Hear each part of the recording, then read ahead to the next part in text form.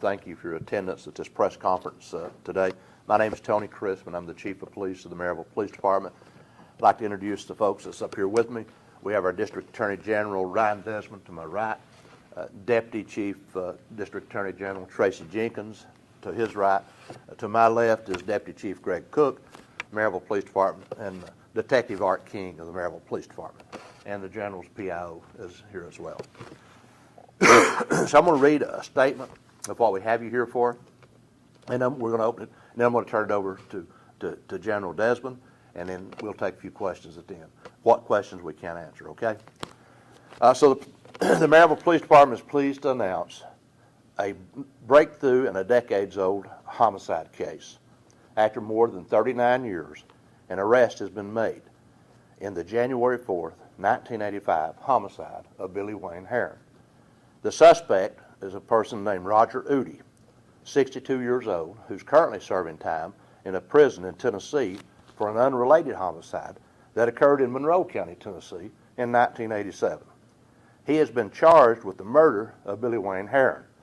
This development marks a significant step towards justice for the victim and his family. Excuse me. Udy was 22 years old at the time he committed this homicide in Maryville. Billy Wayne Herron was found deceased at his residence, Lot 27, Shady Acres Trailer Park in Maryville, Tennessee. Mr. Herron suffered multiple stab wounds and blunt force trauma to his head. Despite initial efforts to solve this case, it remained unsolved for nearly four decades. Thanks to the tenacity of our investigating team and new investigation techniques, the case was reopened with new and fresh vigor and determination. Billy Wayne Herron, who grew up in Blount County, Tennessee, was 11 of 15 children in his family.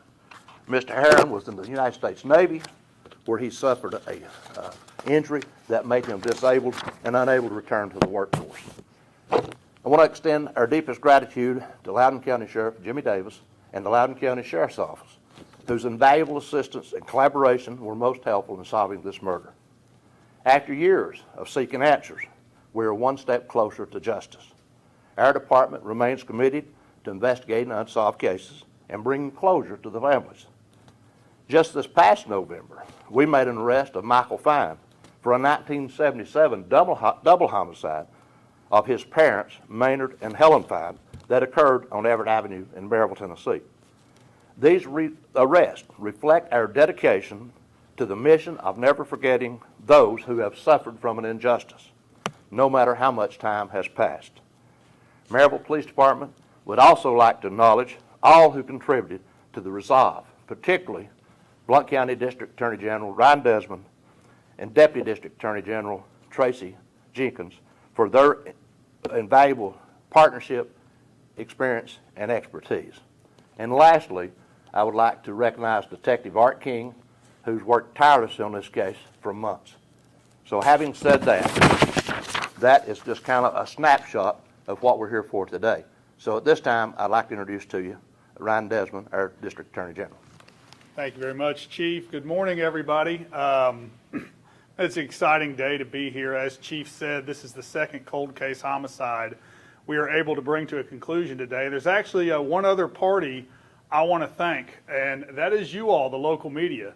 As you're going to learn when this case comes to court, it was actually a story run in the last year in our local press about this unsolved homicide that led to the development of evidence that otherwise we would not have, and otherwise we would not have been able to charge this case with. So it was your willingness to report on this unsolved murder in the last year that actually led to a break in this case. So thank you, the media, for still having an interest in the community and the families of victims. And you know, we deal with victims of crimes a lot in our jobs, and it's tough. These are people who have gone through terrible ordeals. But when you put yourself in the shoes of Mr. Herron's family, as Chief said, he had 14 brothers and sisters. And a lot of those brothers and sisters are still around today. And we've met with several of those siblings leading up to today's announcement. And imagine losing a loved one, someone you grew up with, someone you call a brother, and not knowing what happened, not just for days, not just for weeks, not just for months, but for years, for decades. These individuals were provided with no answers as to what had caused their loved one's death. They were given no closure. They were given no justice. They were left to wonder for decades and decades. And now, because of the hard work of the Maryville Police Department, we are able to bring those people answers. They are able to have some closure. They are able to know that the memory of their brother was not forgotten. Yes, it took a lengthy amount of time, but he was never forgotten, not by the investigating officers and not by the community in Blount County, not by the city of Maryville. We remembered Billy Wayne Herron. That case file was always there, always being worked on. So the Maryville Police Department, under the leadership of Chief Crisp, has to be commended for their dedication and their perseverance in seeing this individual is brought to justice. And I know that I can speak on behalf of the Herron family when I tell them thank you. That this case is finally going to be brought to court and go through our criminal justice system. And I think this is a good reflection on our criminal justice system. It's not always expedient. Sometimes it's got its trips and its traps, but we're there, and it's working, and it's going to continue to work, and I think that's very exciting. Mr. Udi was indicted by the Blount County Grand Jury on Monday, this past Monday. He was transported yesterday from the Trousdale Correctional Facility where he was incarcerated. He is now in the Blount County Justice Center, having been here and served with his indictment, and he will appear in court this coming Friday in front of Judge Harrington in Circuit Court here in Blount County. He will have his initial appearance on these charges.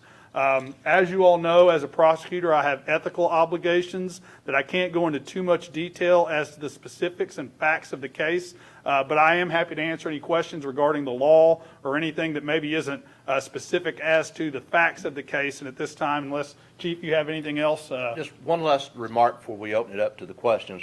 I just want to echo what General Desmond said about the family, the Herron family. They have visited my office numerous times over the years and have inquired about this case. And I know as we really got deep into this case, when I met with them, I told them, I said, look, it's coming. Just a couple of months away, we're going to dig back in and dive into this case.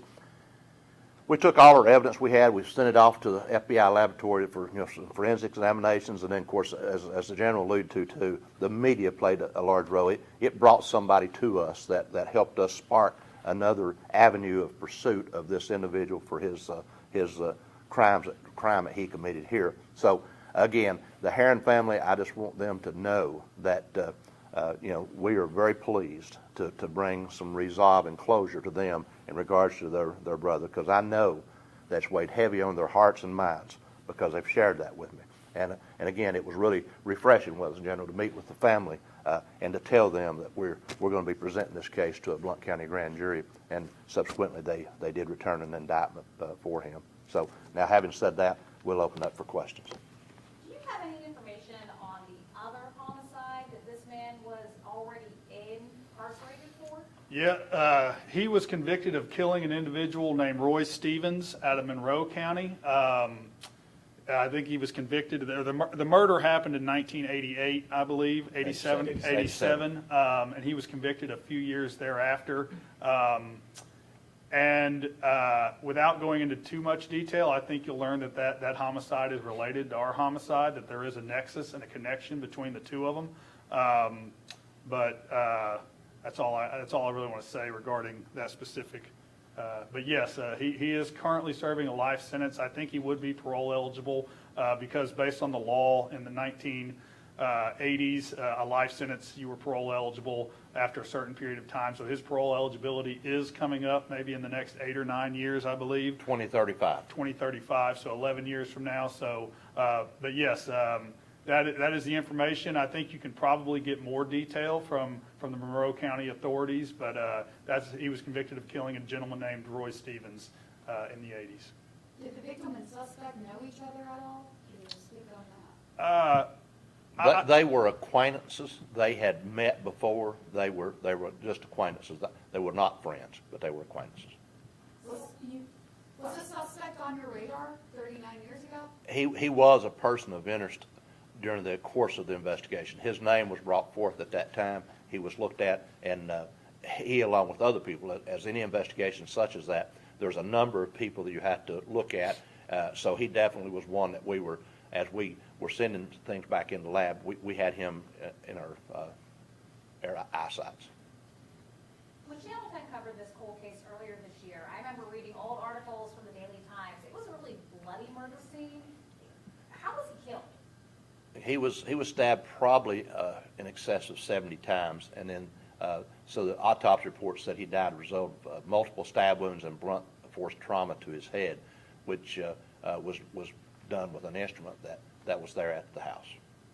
How did the family react when you told them that you finally arrested someone? Somebody's finally going to get... Well, yeah, they were really eluded. In fact, even up until the point it was so ironic. The day we were going to call them to schedule a meeting with them, his sister had called and wanted an update on the case, and we said, well, good, your timing is perfect. We'd like to meet with you and your family. And we met with two sisters and a brother. Now, unfortunately, one of the first times we met, well, not one of the first times, but one of the many times that we met with family, there was four sisters there, and unfortunately, one of them had passed away since then, so she was not a part of this last conversation we had. And how long since an update to his story was put out did you all hear from somebody? Did it take a while? Was it pretty quickly after it was out there in the news? Probably within 6 to 8 weeks. How was that for you all?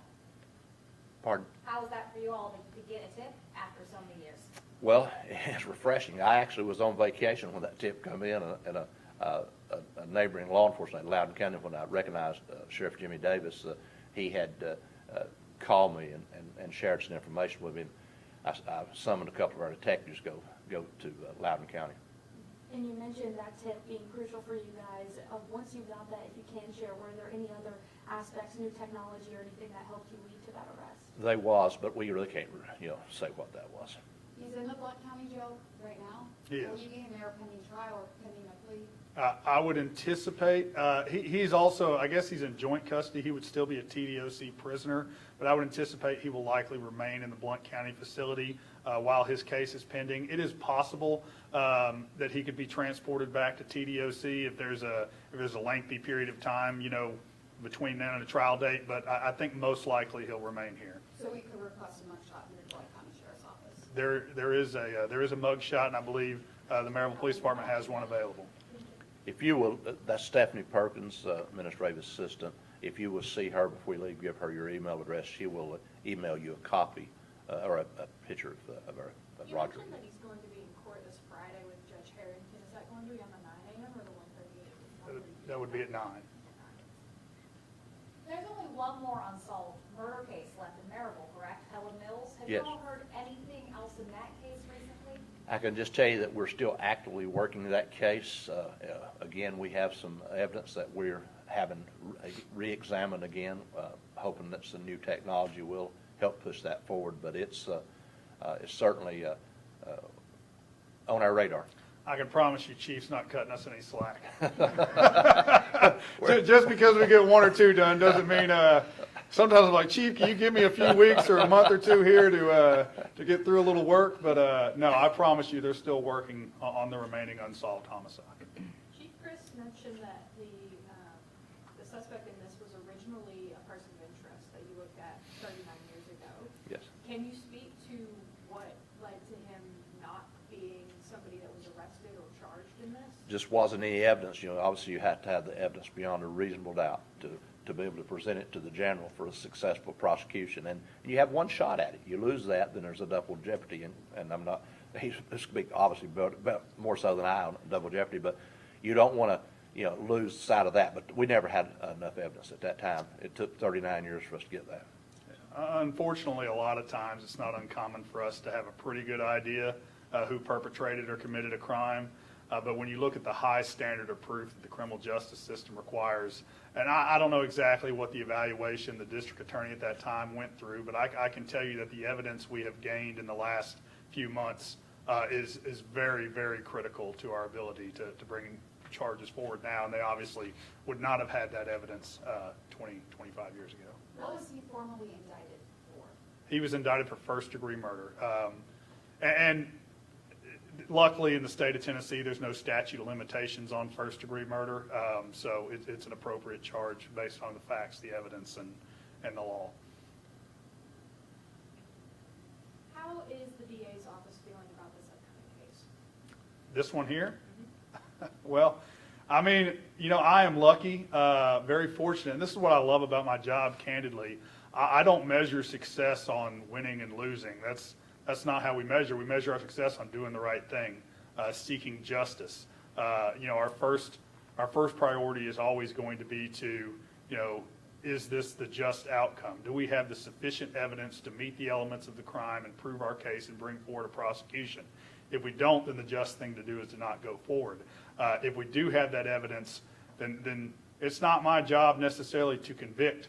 It's my job to put the evidence before a jury or before a judge to prove a case that I believe in beyond a reasonable doubt. And what happens from there is, in the hands of the criminal justice system and the law. So I feel good, not for any reason other than I know we're doing the right thing. And at the end of the day, that's all I really task my office with doing. Okay. All right. Okay, well, I would just like to say one last thing. In addition to the people I recognized earlier, I want to recognize all the members of the Maryville Police Department, not only our investigative team, from our patrol guys to the people that work the front desk. It's it takes a village to make things work, and I'm very proud and honored to have a great staff that just doesn't give up. And again, I know that Detective King, before going on vacation, he already had scheduled and was leaving, just a couple of days, and he canceled that a while back to pursue another real strong lead we had. So, again, we thank you for being here. Again, I want to thank the District Attorney General's office, General Desmond and General Jenkins. They're always supportive of us. They demand a lot of work from us, and we get that. And we keep pushing. We'll go and he or she will need this and that, and we just keep pushing that wagon up the hill. But I want to just really tell you my hat's off that their willingness to look at evidence and present it to the proper system, the grand jury, and now the court. So thank you again, gentlemen. Thank you again, guys, for being here. And that finishes our press conference.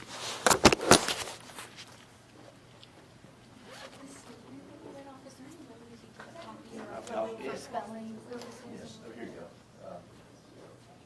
go. Yeah, anybody, here's a kind of statement like I kind of read. So